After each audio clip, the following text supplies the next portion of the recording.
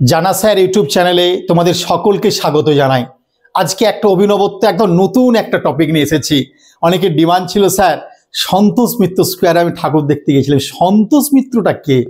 আমি দেখো বাবা, উনি সাধারণ মানুষ নন, উনি বাংলার জন্য, ভারতবাসীর জন্য, দেশের জন্য ভীষণ অবদান রেখে গেছে।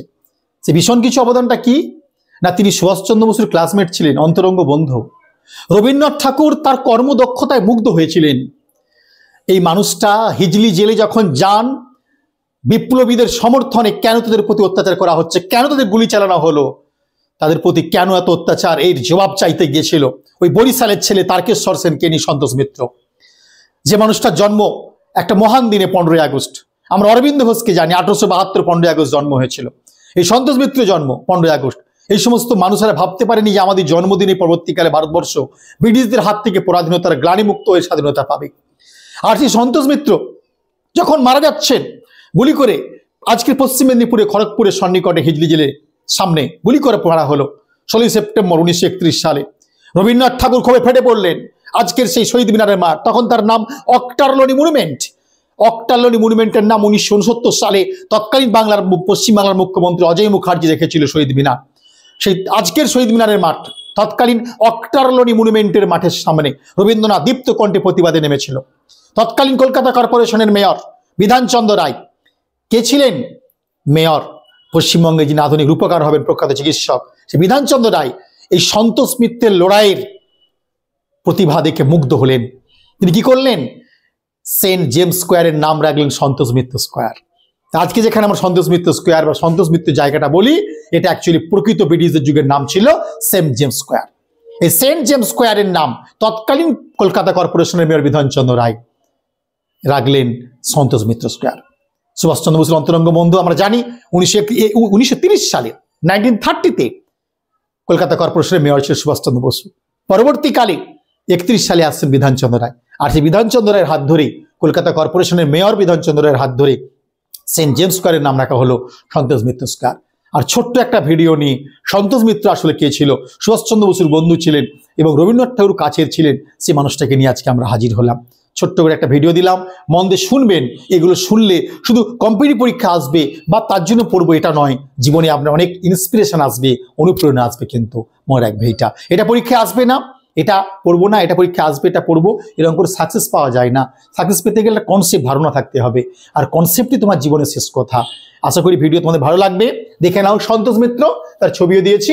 এবং তোমরা প্রত্যেকে জানো যে 15ই আগস্ট জন্ম হয়েছিল।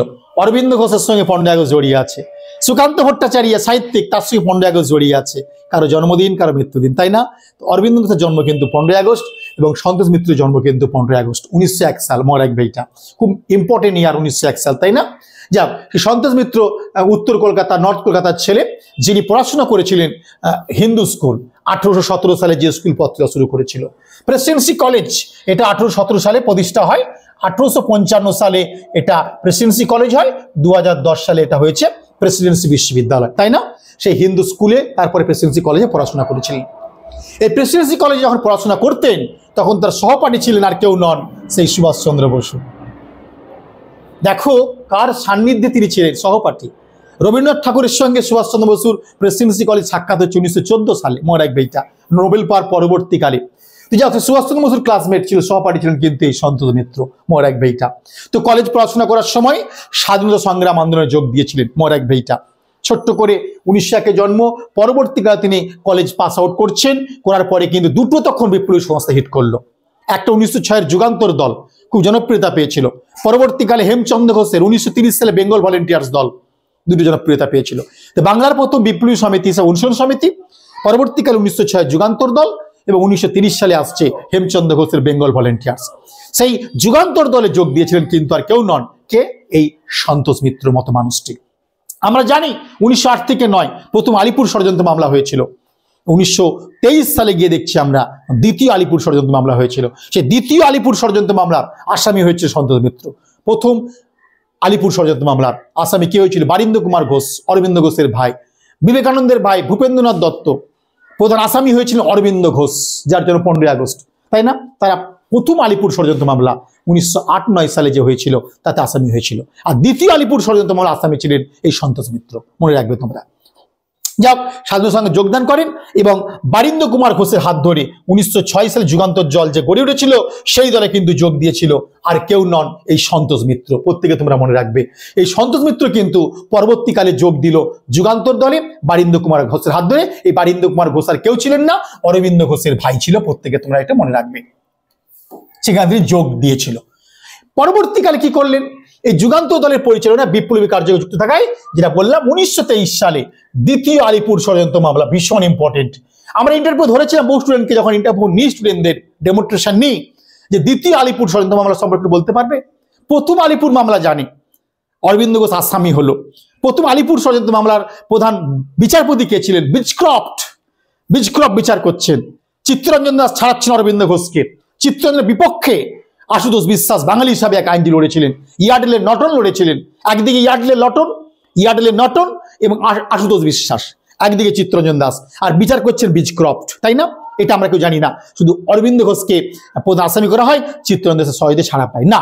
যদি প্রশ্ন করে দেয় অরবিন্দ ঘোষের বিপক্ষে আইনজীবী কে ছিলেন প্রথম আলিপুর ষড়যন্ত্র মামলা বললে, তা দ্বিতীয় ষড়যন্ত্র মামলা আসামি কে ছিল? তা প্রথমে তুমি তো বলছো অরবিন্দ ঘোষ, তা দ্বিতীয় আলিপুর মামলা প্রধান আসামি কে ছিল? সন্তোষ মিত্র। মনে রাখবে এটা 1923 সালে দ্বিতীয় আলিপুর কনস্পিরেসি কেস হয়েছিল।